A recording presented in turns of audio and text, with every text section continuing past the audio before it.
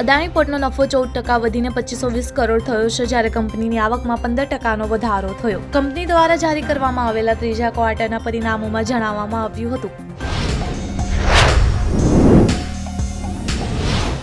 નવસારીની જલરામનગર સોસાયટીમાં રહેલા સ્વાતિ પટેલ પોતાના સગા સંબંધીઓ સાથે મહાકુંભમાં ભાગ લેવા માટે નીકળ્યા હતા, જ્યાં તેમને અકસ્માત નડ્યો છે, જેમાં એક મહિલાનું મૃત્યુ થયું છે.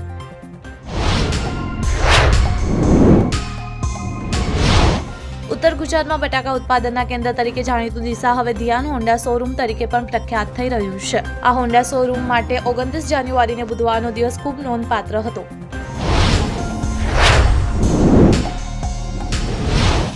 સીતાપુર લોકસભાના બેઠકના કોંગ્રેસના સાંસદ રાકેશ રાઠોડની પોલીસે તેમના ઘરેથી ધરપકડ કરી છે. બળાત્કારના કેસમાં હાઈકોર્ટ દ્વારા આગોતરા જમીન ફગાવી દેવામાં આવ્યા બાદ ઘરે પત્રકાર પરિષદ કરી રહ્યા હતા.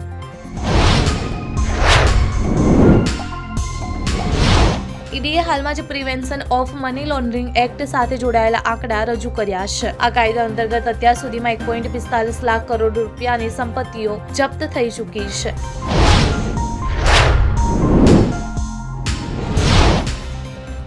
મોનાલિસાની દિગ્દર્શક સનોજ મિશ્રાએ તેમની ફિલ્મ ધ ડાયરી ઓફ મણિપુરમાં કાસ્ટ કરી છે. મોનાલિસા આ ફિલ્મમાં મુખ્ય ભૂમિકામાં જોવા મળશે.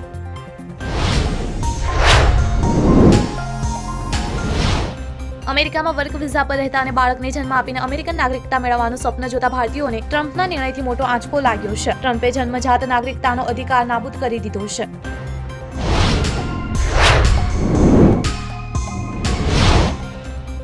મુંબઈના શ્રી સિદ્ધિવિનાયક મંદિરમાં આજથી નવો ડ્રેસ કોડ લાગુ કરવામાં આવ્યો છે. બધા ભક્તોને નવા ડ્રેસ કોડ મુજબ મંદિરમાં પ્રવેશવાની મંજૂરી આપવામાં આવશે.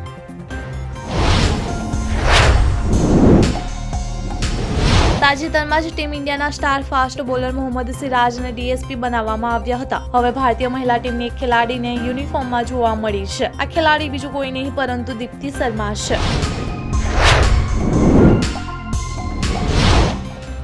પ્રયાગરાજ મહાકુંભમાંથી એક મોટા સમાચાર સામે આવ્યા છે. મહાકુંભમાં ફરી એકવાર આગ લાગી છે. મહાકુંભના સેક્ટર 22માં આ ભીષણ આગ લાગી છે, જેમાં ઘણા મંડપ બળીને રાખ થઈ ગયા છે.